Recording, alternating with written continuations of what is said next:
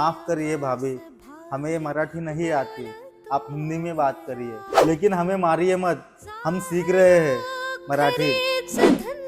अरे रे, कोणीतरी चुकीचा मेसेज पसरवला गेलाय. आम्हाला कोणी भाषा यावी म्हणून आम्ही मारावं अशी आमची इच्छाच नाही. आमची इच्छा एवढीच की जसं आम्ही तुमची भाषा समजून घेतो तसंच तुम्ही आमची भाषा समजून घ्यावी.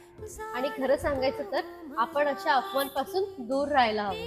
लेकिन भाई टीवी पे तो दिखा रहे थे कि मराठी नहीं आती तो वो लोग हमें मारते हैं. हो, हे खरं आहे, पण पूर्ण मराठी नको बोलू, पण थोडीफार का होईना बोलायला सुरुवात तर करा. हे बघ, जिथे तू जगतोस तिथल्या माणसाशी थोडीफार का होईना पण थोडा तरी संवाद साधा. मराठी शिकायची तुझी तयारी हीच आमच्यासाठी सर्वात मोठी गोष्ट आहे.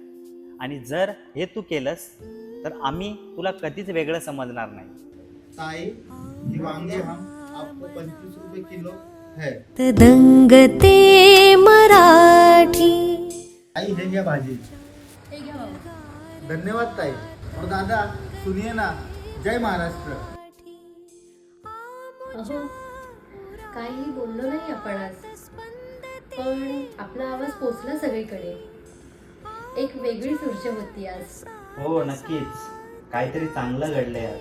कोणीतरी पहिलं पाऊल टाकलंय. हो, आणि आज जाणवलं आपली भाषा शिकण्याची इच्छा जेव्हा दुसऱ्याच्या डोळ्यात दिसते तेव्हा राग येत नाही तर अभिमान वाटतो. हो हो, मराठी बोलणं म्हणजे शब्द नाहीत ग, ही आपुलकी आहे.